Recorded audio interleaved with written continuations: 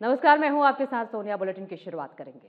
मुख्यमंत्री हेमंत सोरेन ने आज राजधानी रांची के करमटोली चौक के पास जोहार ग्राम मेड इन झारखंड शोरूम का फीता काटकर शुभारंभ किया। यहां पुरुष, महिला और बच्चों के लिए हर तरह के ट्राइबल्स क्लोथ्स मिलेंगे, जिसमें आदिवासी साड़ियां, टी शर्ट और अन्य पारंपरिक आदिवासी पहनावा शामिल है। मुख्यमंत्री ने इस अवसर पर कहा कि आदिवासी कला संस्कृति के साथ आदिवासी पहनावा, ज्वेलरी, व्यंजन और अन्य सामानों को बढ़ावा देने की दिशा में सरकार लगातार काम कर रही है। ऐसे में इस तरह के शोरूम खोलने से लोगों के बीच ट्राइबल पहनावे के प्रति आकर्षण बढ़ेगा और इस मौके पर शोरूम के संचालक आशीष सत्यव्रत साहू ने मुख्यमंत्री का अभिवादन और स्वागत किया।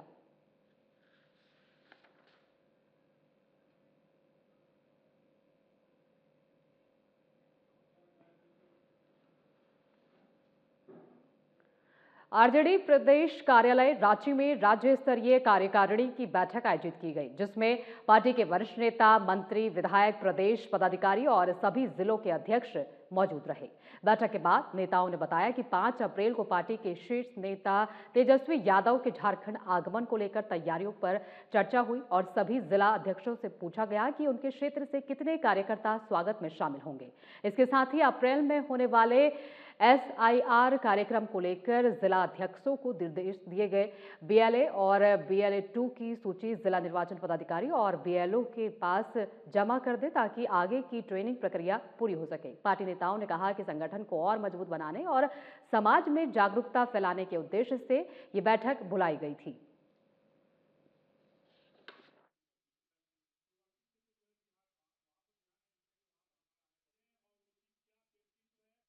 कि 5 अप्रैल के जो हमारे नेता यहाँ आ रहे हैं, उनकी स्वागत के लिए हम लोगों ने एक सभी जिला अध्यक्ष कितने लोग आएंगे, इस पर चर्चा हुआ। फिर जो महत्वपूर्ण है, अप्रैल में जो SIR होना है, उस पर सभी जिला अध्यक्ष को बतलाया गया है कि BLA-2 का जो लिस्ट है, उसको हमको राज्य निर्वाचन आयोग और DC सभी जो जिला निर्वाचन पदाधिकारी हैं, उनके यहाँ BLO के यहाँ हम लोगों को जमा कर देना है, क्योंकि ट्रेनिंग होना है। और इसी में जातीय जनगणना भी है। आगे भी हमारा पार्टी का कार्यक्रम है। इन्हीं महत्वपूर्ण विषयों को लेकर यह बैठक बुलाई गई थी और हमारे नेता आदरणीय सुभाष यादव जी ने झारखंड प्रदेश के लिए बहुत सुंदर एक रथ बनाया है।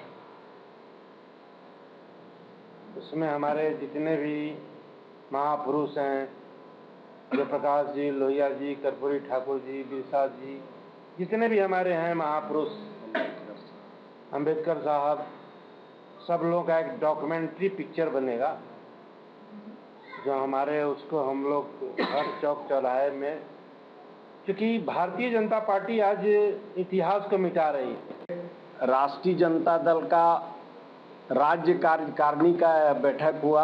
इस बैठक में जो अभी SIR कानून का जो बात हो रहा है, प्लस जाति जनगणना का जो बात हो रहा है, और हमारे राष्ट्रीय नेता माननीय तेजस्वी प्रसाद यादव जी जो राष्ट्रीय कार्यकारिणी के सदस्य बने हैं और अध्यक्ष बने हैं, आज उनका झारखंड में आने का जो सूचना मिला है, हम लोगों का 5 अप्रैल को झारखंड में उनका हम लोग जोरदार ढंग से स्वागत करेंगे। उसी अवसर पर जितने भी हमारे राष्ट्रीय जनता दल के नेता, कार्यकर्ता सारे पूरे स्टेट से आए हुए हैं, इसलिए जोरदार ढंग से हम लोग उनका स्वागत के लिए या तैयारी के लिए किया गया है। इसमें सारे राष्ट्रीय जनता दल के जितने भी माननीय नेतागण हैं, प्रदेश अध्यक्ष हमारे, इन्हीं के निर्देशानुसार जो है यह मीटिंग को बुलाया गया। हजारीबाग के नवनिर्वाचित मेयर अरविंद कुमार राणा मेयर चुने जाने के बाद पहली बार रविवार को अपने पैतृक निवास चतरा जिला मुख्यालय स्थित लाइन मोहल्ला ग्वालटोली पहुंचे। हजारीबाग के मेयर अरविंद कुमार राणा के चतरा आगमन पर सैकड़ों BJP, ABVP, Bajrang Dal, RSS और अन्य वर्गों के लोगों ने अपने बाइक और कार के साथ लाला प्रीतम बीएड कॉलेज जितनी मोड़ से उनकी अगवानी की। महाविद्यालय के पास पहुंचने पर महाविद्यालय के सचिव लाल प्रसाद साहू समेत दर्जनों लोगों ने माला अर्पण कर उनका स्वागत किया। इसके बाद बाइक पर सवार मेयर के साथ 4 पहिया 2 पहिया का काफिला नया बस स्टैंड से होते हुए नगवा मोहल्ला, डीसी ऑफिस रोड, जतराही बाग, गौरश्रेणी रोड से होते हुए गौरश्रेणी पहुंचा। यहां उनके स्वागत के लिए गाजे बाजे के साथ उपस्थित सैकड़ों लोगों ने माला पहनाकर और अंगवस्त्र देकर भव्य स्वागत किया।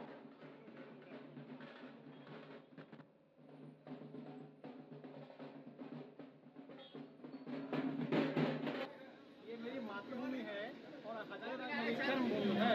या मैं संकालय में हूँ, इसी कार्य से मैं शाखा जाना सीखा था और मैं गया था एबीवीपी में। यहाँ से मैं पुनः जब हम आ गए उस कर्मभूमि में अपना हम आज मेयर वहाँ बने हैं। लोगों का स्नेह है और यह स्नेह यहाँ भी बरकरार है। मैं भाग्यशाली हूँ। मैं गौरव।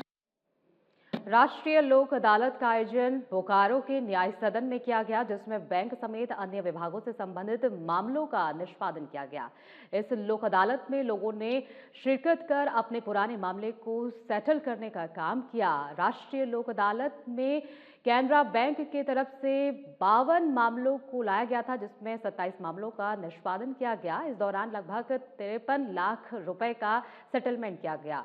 एसबीआई बैंक प्रतिनिधि की तरफ से सेटलमेंट किया गया। उनकी मृत्यु हो गई थी तो लोन अमाउंट का 50% माफ किया जा रहा है।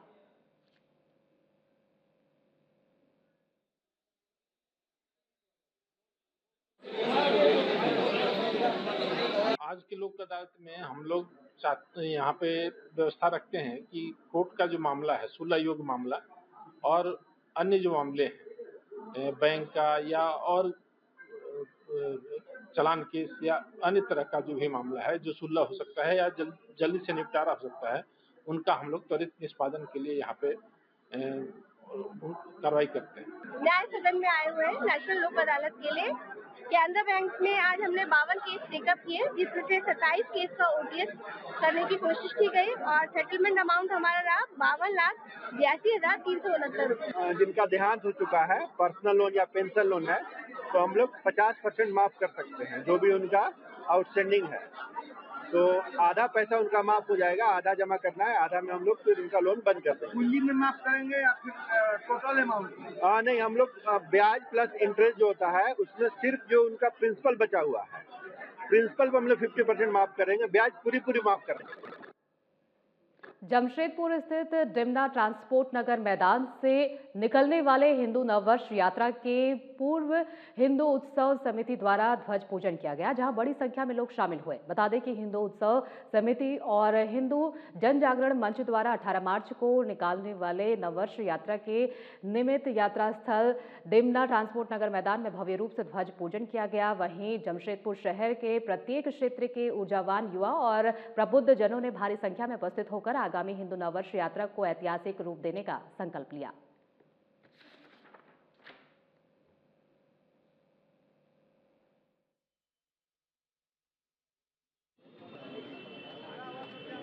आज हिंदू उत्सव समिति के द्वारा भव्य ध्वज पूजन का कार्यक्रम यहाँ पे किया गया है और आगामी 18 मार्च को विशाल हिंदू नववर्ष यात्रा निकलेगा। यह कार्यक्रम प्रत्येक वर्ष होता है, 2017 से हम लोग करते आ रहे हैं और लाखों की भीड़ इस यात्रा में शामिल होती है। उसका आज आगाज हम लोगों ने ध्वज पूजन के साथ किया है, जिसमें भगवा ध्वज का आज पूजन हुआ है वैदिक मंत्रोच्चारण के साथ। और इसके बाद पूरे शहर को भगवा झंडों से सजाया जाएगा, पूरा शहर भगवामय होगा और प्रत्येक घरों में हमारे कार्यकर्ता जा रहे हैं और कार्यकर्ता जा करके हर एक घर से, प्रत्येक घर से एक हिंदू इस यात्रा में शामिल हो, इसका आग्रह हम सभी। बोकारो के सेक्टर 12 पुलिस लाइन मैदान में पुलिस परिवार की तरफ से सरहुल पूजा महोत्सव का आयोजन किया गया। इस सरहुल पूजा महोत्सव में डीआईजी बोकारो आनंद प्रकाश, एसपी बोकारो हरविंदर सिंह, सभी डीएसपी के साथ साथ तमाम पुलिस के पदाधिकारी और पुलिस एसोसिएशन के पदाधिकारियों ने शिरकत की। इस दौरान पारंपरिक तरीकों से पूजा अर्चना की गई। बोकारो पुलिस एसोसिएशन के अध्यक्ष ने डीआईजी, एसपी और तमाम डीएसपी को आदिवासी पगड़ी और बांडी पहनाकर उनका स्वागत किया। इस दौरान मंदार की थाप पर सभी अधिकारी नृत्य करते हुए नजर आए। इस कार्यक्रम में आदिवासी समाज की महिलाओं ने भी सांस्कृतिक नृत्य की प्रस्तुति की। बोकारो के डीआईजी आनंद प्रकाश ने कहा कि सरहुल प्रकृति का पर्व है, इसे समृद्धि का भी प्रतीक माना जाता है। हमारे आदिवासी जनजातीय समाज में इस परंपरा को बचाए रखने की जरूरत है। हमें इस राज्य में जल जंगल जमीन की रक्षा के लिए तत्पर होना होगा, क्योंकि अगर जल जंगल जमीन नहीं रहेंगे तो हमारा अस्तित्व भी नहीं रहेगा। इसीलिए हम सभी को इस प्रकृति को बचाने के लिए काम करना चाहिए।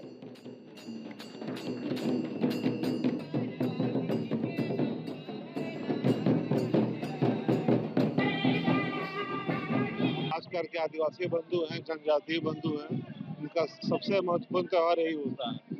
तो एक तरह चैलेंज है, चुनौती है, उनका जो कस्टम है, उनका जो रीति रिवाज है, परंपरा है, उसको भी बचाए रखें।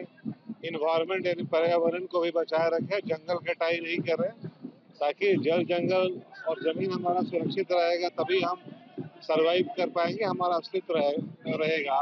अगर जल जंगल जमीन नहीं है तो फिर कोई जिंदगी यहाँ पे नहीं रह सकती है। और ये जो त्योहार है वो शांति का, खुशी का, समृद्धि का, नकारात्मक ऊर्जा को हटा के सकारात्मक ऊर्जा को लाने का, एक दूसरे से भाईचारा बढ़ाने का ये त्योहार। चतरा में रामनवमी महासमिति का चुनाव रविवार को गौरक्ष में स्थित गौशाला परिसर में आयोजित किया गया। इस मौके पर शहर के विभिन्न अखाड़ों के अध्यक्ष, पदाधिकारी और कार्यकर्ता बड़ी संख्या में उपस्थित हुए। बैठक में सबसे पहले आगामी रामनवमी पर्व को शांतिपूर्ण और भव्य तरीके से मनाने को लेकर विस्तार से चर्चा की गई। सभी अखाड़ों के प्रतिनिधियों ने अपने अपने सुझाव रखे और त्योहार को सौहार्दपूर्ण वातावरण में संपन्न कराने का संकल्प लिया। बैठक के बाद सर्वसम्मति से रामनवमी महासमिति का गठन किया गया। उसमें कन्हाई पांडे को अध्यक्ष और पप्पू कुमार यादव को महासचिव चुना गया।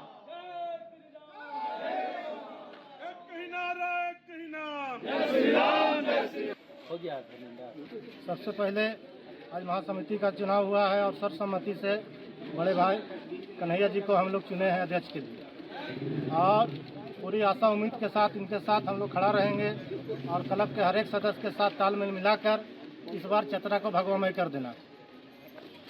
सभी अखाड़ों के लिए क्या संदेश है? सभी अखाड़ों के लिए संदेश है कि एकदम शांति से सौहार्दपूर्ण वातावरण में रामनवमी जुलूस निकालेंगे और हर एक दूसरे को सहयोग करेंगे। फाल्गुन मास की एकादशी के अवसर पर रविवार को चतरा जिला मुख्यालय में मारवाड़ी समाज ने खंडेलवाल धर्मशाला से निशान यात्रा निकाली। इस यात्रा में भव्य भक्त पीले रंग के वस्त्र धारण किए हुए थे। निशान यात्रा में शामिल भगवान खाटू श्याम के भक्तों ने गाजे बाजे और सजे धजे रथ के साथ नृत्य करते हुए नजर आए। भक्तों ने पुष्प के साथ साथ बड़ी संख्या में महिलाओं ने भी हिस्सा लिया। नगर भ्रमण खंडेलवाल धर्मशाला से पेट्रोल पंप, मुख्य मार्ग और चतरा चौक होते हुए वापस खंडेलवाल धर्मशाला पहुंचे।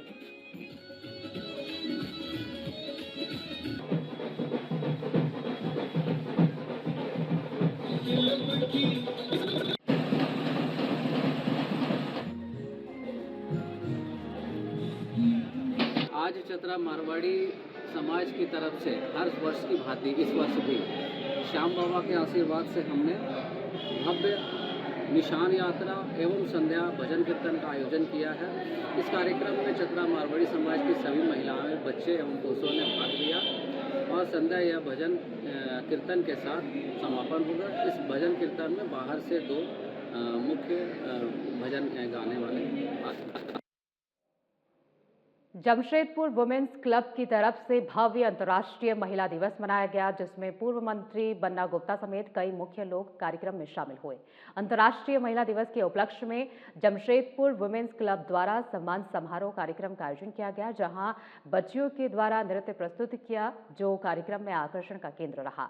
वहीं समाज में कई अच्छे कार्य करने वाली मुख्य महिलाओं को मंच पर सम्मानित भी किया गया। कार्यक्रम में मुख्य वक्ताओं ने अपने संबोधन में कहा कि समाज में रहने वाली हर महिलाओं को सशक्त और स्वावलंबी बनाना है, ताकि महिलाएं अपने पैरों में खड़ी हो सके।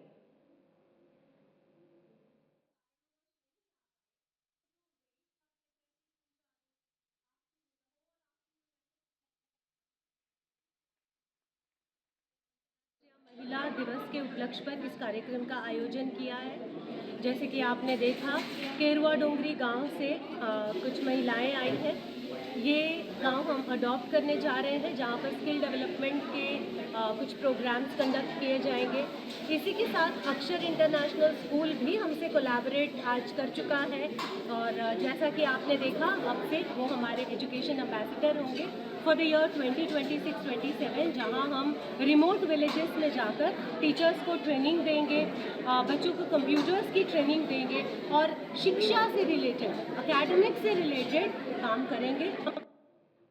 जामताड़ा जिले के कस्तूरबा गांधी बालिका आवासीय विद्यालय नारायणपुर की 11वीं कक्षा की छात्रा छामोली टूडू की तबीयत बिगड़ने के बाद इलाज के दौरान मौत हो गई। घटना के बाद परिजनों, जनप्रतिनिधियों और ग्रामीणों ने विद्यालय प्रबंधन और वार्डन पर गंभीर लापरवाही के आरोप लगाए हैं। मामले को लेकर शनिवार देर शाम नारायणपुर थाना के बाहर काफी देर तक हंगामे की स्थिति बनी रही। परिजनों के अनुसार शनिवार को छात्रा की अचानक तबीयत बिगड़ गई थी, लेकिन उसे अस्पताल ले जाने में काफी देर कर दी गई। आरोप है कि छात्रा का भाई सुबह करीब 11 बजे विद्यालय पहुंचा था, लेकिन उसे मुख्य गेट पर ही रोक दिया गया और बहन से मिलने नहीं दिया। करीब 2 घंटे बाद जब वो फिर विद्यालय पहुंचा, तब तक वार्डन और प्रबंधन द्वारा छात्रा को निजी वाहन में नारायणपुर अस्पताल ले जाया गया था। अस्पताल में करीब आधे घंटे इलाज के बाद छात्रा की मौत हो गई। घटना की सूचना मिलते ही आक्रोशित परिजन, ग्रामीण और जनप्रतिनिधि नारायणपुर थाना पहुंच गए और विद्यालय प्रबंधन के खिलाफ कार्रवाई की मांग करने लगे।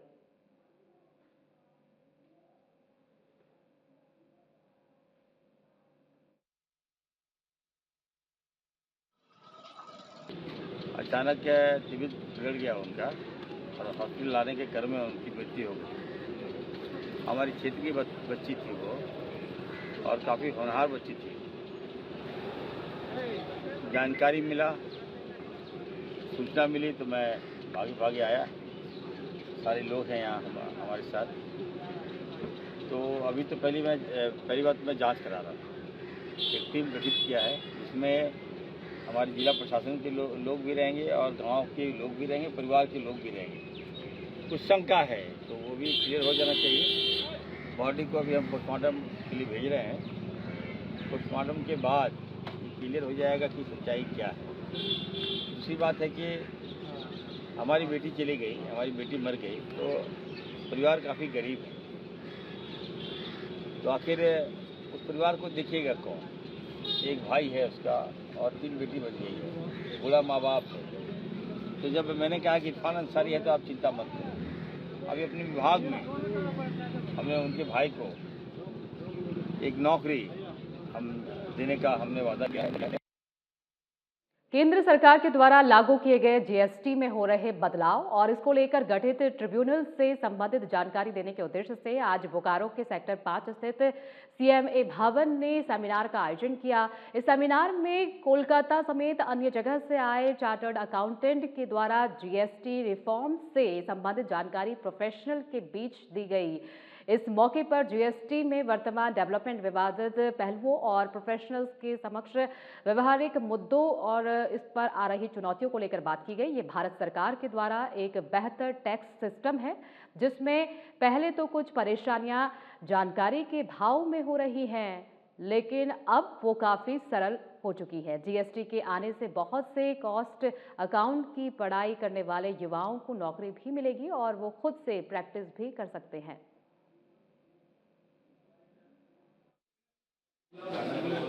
ये जीएसटी में जो रिसेंट चेंजेस वगैरह हुए हैं और किस तरह से फाइलिंग होता है, रिटर्न्स होता है, उनके बारे में डिटेल्स के संदर्भ में ये सेमिनार किया गया है।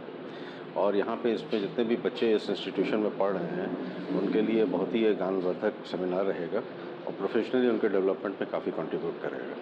आने वाले समय में जो छात्र हैं उनके लिए जीएसटी कितना महत्वपूर्ण होने जा रहा है? आने वाले समय में जीएसटी जैसे जो इश्यूज़ हैं एक बहुत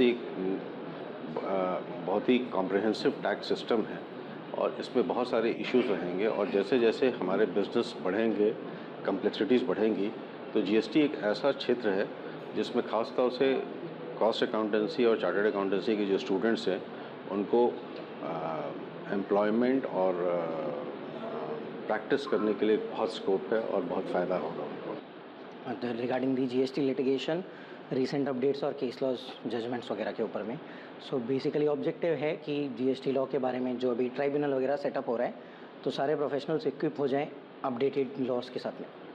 एक्चुअली जब जीएसटी नया आया था उस टाइम पे दिक्कतें थी क्योंकि एजुकेशन अवेयरनेस कम थी, तो अभी कोशिश यही है कि ज़्यादा से ज़्यादा लोग, जैसे आज हमारे यहाँ पे जितने भी लोग आए हैं ब्रांच में, सारे लोगों को नॉलेज मिले, जितना हमारा एक्सपीरियंस ओवर द पीरियड रहा है हम अपने एक्सपीरियंस उनके साथ शेयर करें।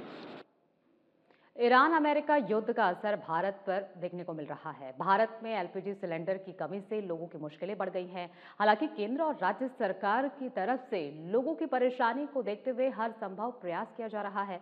आपको बता दें कि गैस की कमी को देखते हुए होटल मालिकों ने एलपीजी सिलेंडर पर निर्भरता छोड़ी और कोयला और लकड़ी के चूल्हे का सहारा लिया।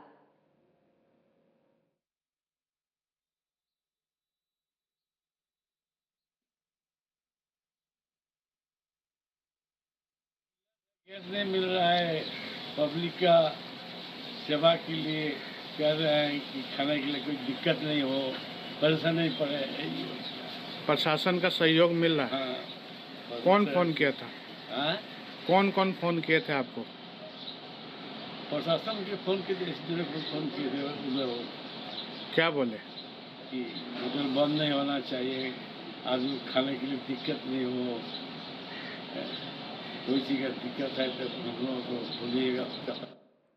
सुंदरनगर थाना अंतर्गत कुदादा के पोटका मोड़ के पास एक दर्दनाक सड़क हादसे में 2 नाबालिग युवकों की मौके पर ही मौत हो गई। घटना शनिवार रात करीब 8 बजे की है, जब एक अनियंत्रित ट्रक ने बाइक को जोरदार टक्कर मार दी। मृतकों की पहचान कुएड़ो गांव निवासी दुर्गा हेमरेम और मार्शल सोरेन के रूप में हुई है। घटना की सूचना मिलते ही सुंदरनगर पुलिस मौके पर पहुंची, लेकिन आक्रोशित ग्रामीणों ने शव उठाने से इनकार कर दिया।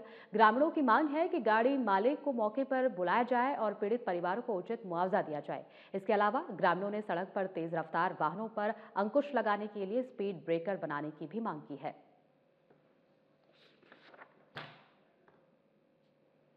तो आक्रोशित लोगों का गुस्सा फूट पड़ा और शव उठाने से भी इनकार कर दिया। अचानक से एक तेज रफ्तार ट्रक ने बाइक सवारों को टक्कर मारी, जिसमें 2 युवकों की मौत हो गई है, जिसके बाद क्षेत्र में हड़कंप मच गया और परिजनों ने ये मांग की है कि जब तक जो आरोपी हैं उनको पकड़ नहीं लिया जाता तब तक शव को उठाया नहीं जाएगा और मुआवजे की मांग परिजनों की तरफ से की जा रही है। हालांकि पुलिस अभी ड्राइवर की तलाश में है और जल्द से जल्द परिवार वालों को न्याय मिले, इसी की कोशिश पुलिस भी कर रही है।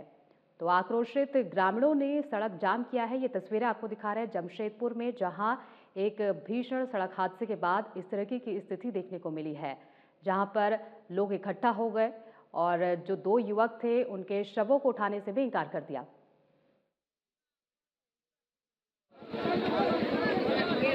कुदादा गांव में जो ये कुदादा से पोटका जाने वाला रोड में एक मशाली ट्रक और बाइक में भिड़ंत हुआ, जिससे 2 का मौके पर ही बाइक सवार का डेथ हो गया। जो तीनों पंचायत के मुखिया और प्रशासन और ग्रामीणों के सहयोग से गाड़ी मालिक से वार्ता करके अभी डेड बॉडी को पोस्टमार्टम के लिए भेजा गया। सिद्धगोड़ा में जहां शुक्रवार की शाम को एक हाइवा ने 10 साल के बच्चे को कुचलकर मार डाला, वहीं बर्मा माइंस गुरुद्वारा मेन रोड पर कार ने एक 3 साल के बच्चे को कुचल दिया। घटना के बाद मासूम बच्चे को इलाज के लिए टीएमएच में भर्ती कराया गया, लेकिन डॉक्टरों ने जांच के बाद उसे मृत घोषित कर दिया। घटना के बारे में बताया जा रहा है कि मासूम बच्चे का नाम अरुष था और वो स्टार टॉकीज के पास की बस्ती में रहता था। शनिवार को अपनी मां के साथ बड़े भाई को स्कूल से लाने के लिए गया हुआ था। घटना के समय आरुष सड़क के एक तरफ मां की गोद पर था और थोड़ी देर में ये बड़ा हादसा हो गया। हालांकि कार चालक ने घटना के बाद गाड़ी को रोक दी। घटना में आरुष का सिर कार का चक्के से बुरी तरह से कुचल गया। घटना के समय बीच सड़क पर ही एक टेम्पो खड़ी थी। इस कारण से कार चालक मासूम बच्चे को नहीं देख सका। अगर बीच सड़क पर टेम्पो नहीं होता तब हादसा शायद नहीं होता। पूरी घटना सीसीटीवी कैमरे में कैद हो गई है। पुलिस मामले की जांच पड़ताल कर रही है।